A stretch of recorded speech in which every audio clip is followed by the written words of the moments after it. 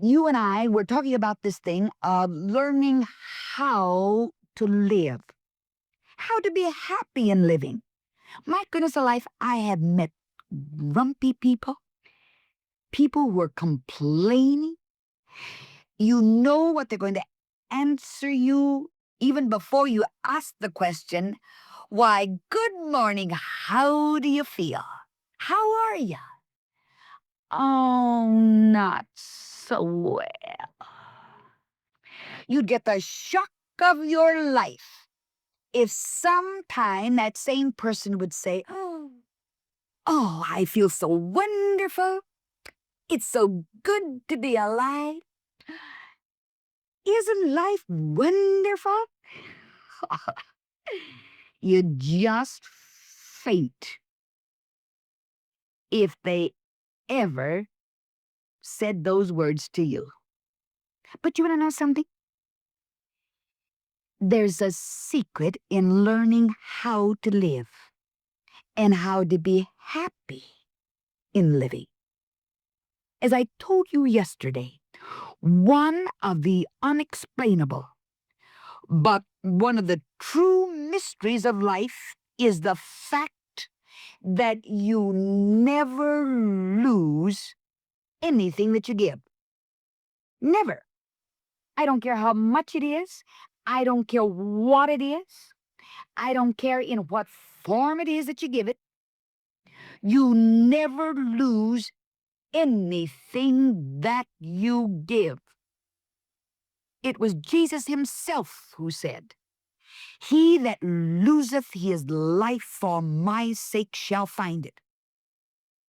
And no person really begins to live, no person has ever learned to live, no individual has really lived happily here on this earth until he begins to find out the secret of happiness, the secret of living, and he finds it when he finds something big enough to give himself to beside himself.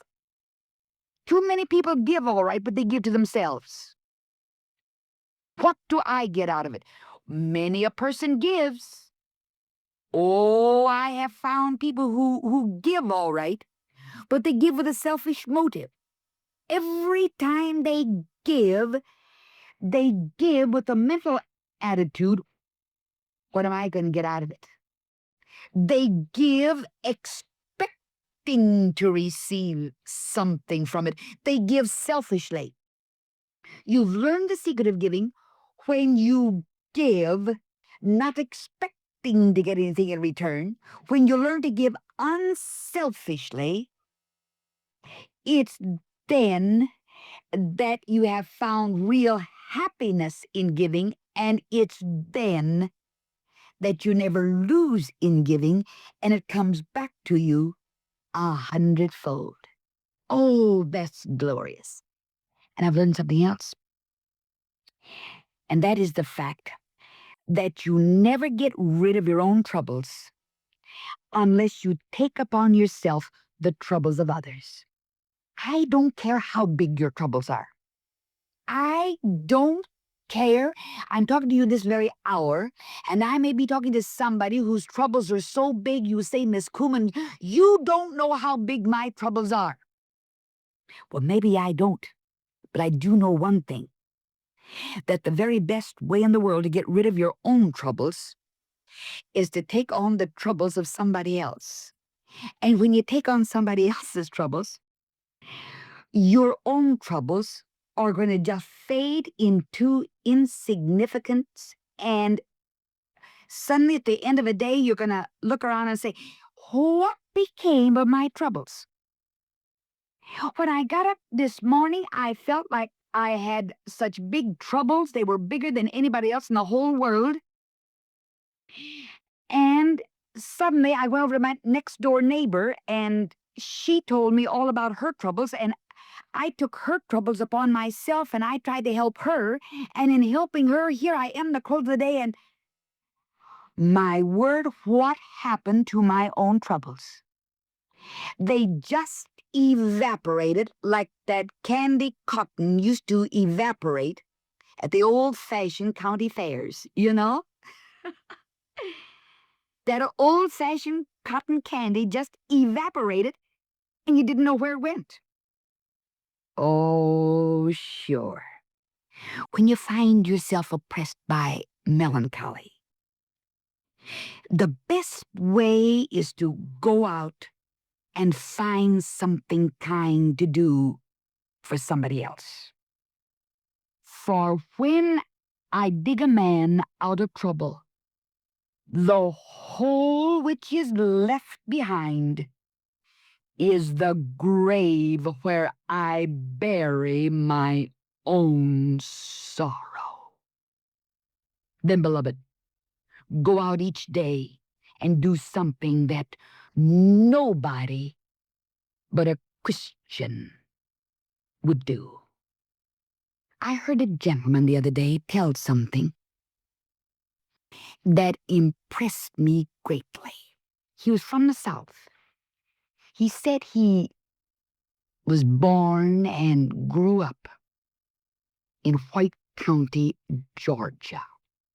And any of you folk who are from Georgia, you know where White County is. The family had very little money then, but of course they didn't need much. Life was simple, and they lived a rather secluded life.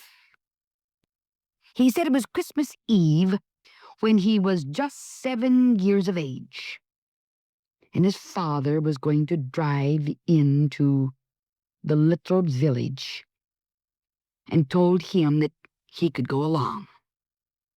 And just before they reached the little town of Cleveland, his father handed him a dime. Remember, he was only 7 years of age. It was Christmas Eve. It was the first dime he said his father had ever given him. And his father told him when he handed him the dime, he said, "Now, you can get anything that you want to with it. Anything that you like, you may buy with that dime." And of course, that dime looked like the whole world. It looked like a fortune to this kid, 7 years of age, who had never had anything in his life. And the first dime his father had ever given him.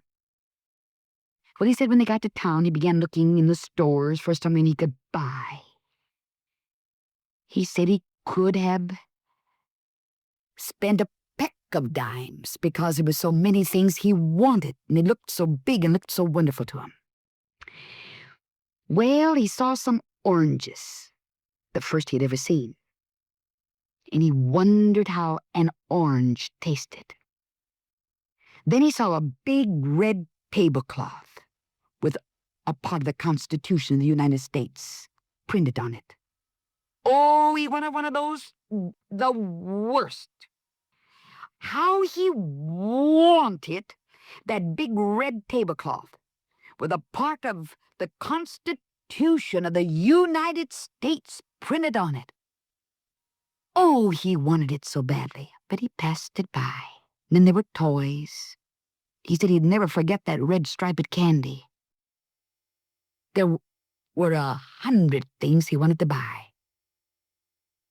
He went back to the wagon, and he and his father ate the food that they had brought from home. They didn't go to a restaurant. They brought their food from home, sat in the wagon, ate it. Then he went back to the store again, trying to decide what he could buy with that dime. Well, sir, finally it was time to go home. He had made a decision. He put the package in his pocket, ran to the wagon his father was waiting, and while they were driving along home, he pulled the package out of his pocket. It was a huge red handkerchief.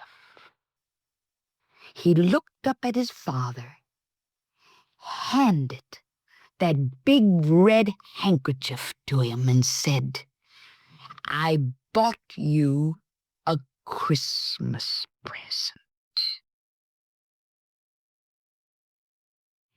He said the great big tears filled his father's eyes and ran down his cheeks, and he never spoke a word.